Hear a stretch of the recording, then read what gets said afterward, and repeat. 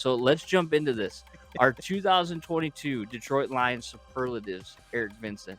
Let's And do we this. actually named all of these awards. We did. So give the people the first one here, which is the best unsung hero. This is kind of like your superhero of the class award.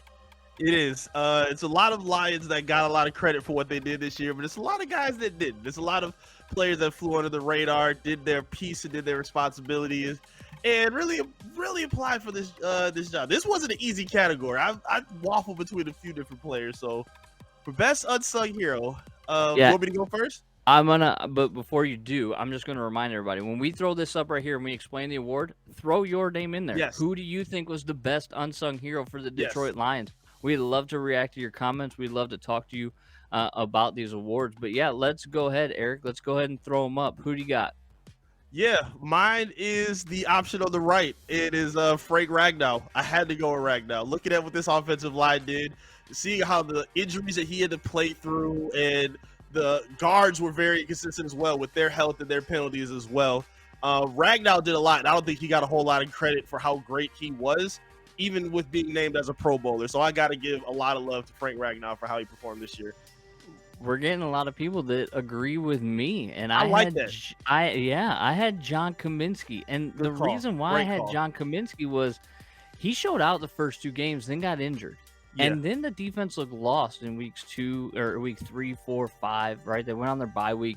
He didn't play much week 7, didn't play much week 8, but then he came back week 9 through 8 or 18. Yeah, it would have been, and he had an impact nearly every game, including forcing a fumble on Aaron Jones on primetime Sunday night. So, like, John Kaminsky is my unsung hero for this year. Like, such a phenomenal talent. I hope that they re-sign him. I hope that they bring him back because he's a force. And I didn't expect it. So that's why he's my unsung hero. I like Ragnow. I love his post. Basically saying how he wanted to be back too, how he felt how special it was with this group. He was a huge part of what that defense did. That's a good call. That was my backup pick, honestly.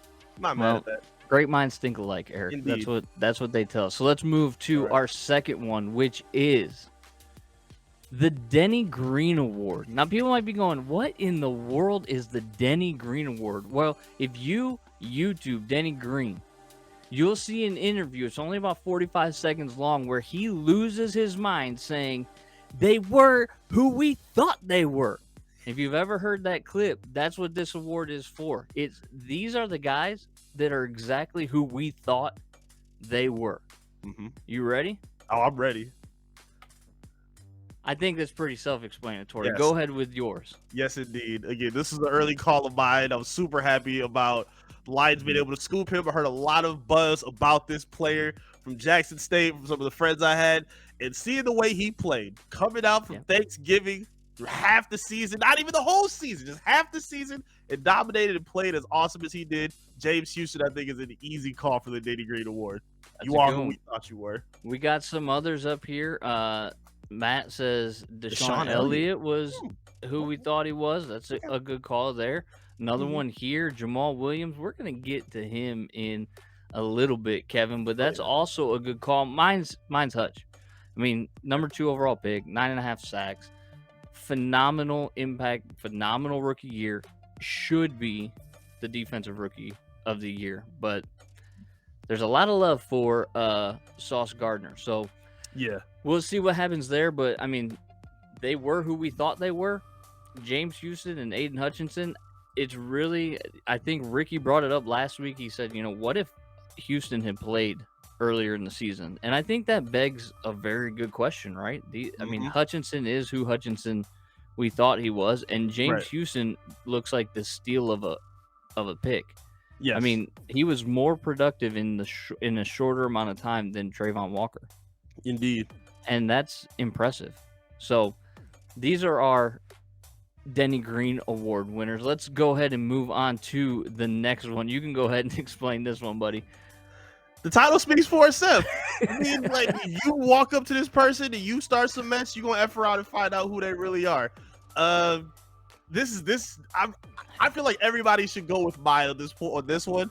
Okay. But I'm excited to see what they pick. Who would be the F around and find out award winner Okay, before we show can't ours, lie. let's go ahead and throw the comments. So we got Rodrigo. That's a good one. Okay. Rodrigo's a good one there. Cowboy hat. It's the cowboy hat for It's sure. the cowboy hat. Oh, Kevin Fields. Right on, my man.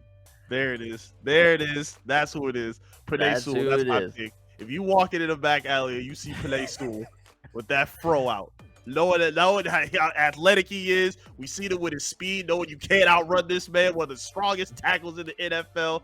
Panay Sewell is an all-around monster. We seen it in a plethora of different ways. Not scared to stand up for his teammates if you're talking trash on the other side. Panay Sewell is him. He's a goon. He's a goblin. I'm one of the biggest fans of Panay Sewell. So this is easily the F-Rod and Find Out winner for me. But also has a sensitive side. Made Brad Holmes tear up, telling him, thanks for bringing me to Detroit. Like, I love the fact that this guy's on our team. I think that he's doing a great job. But my F Around and Find Out award goes to Deshaun Elliott.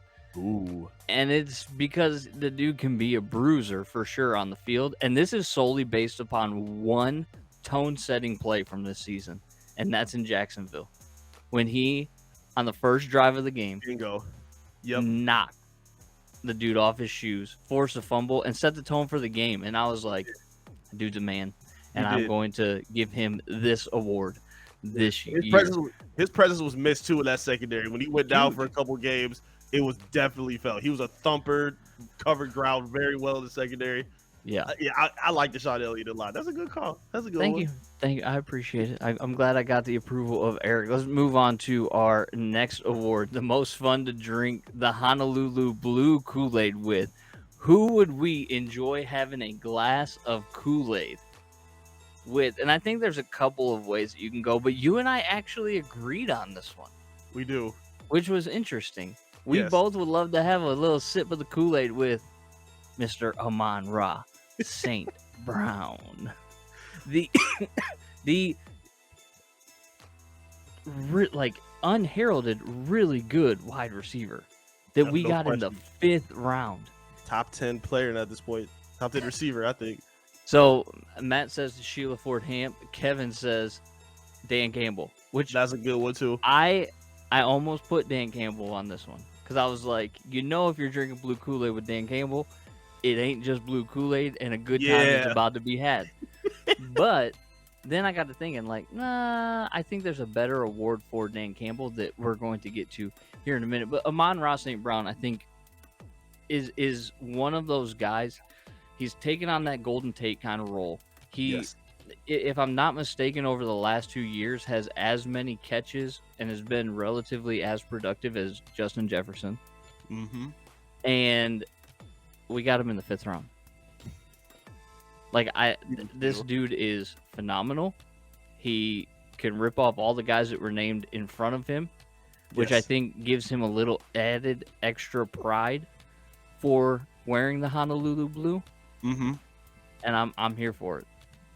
Yeah, and I love his podcast he does with his brother. So he clearly is not scared to talk some trash. They went back and forth, hyping up their games.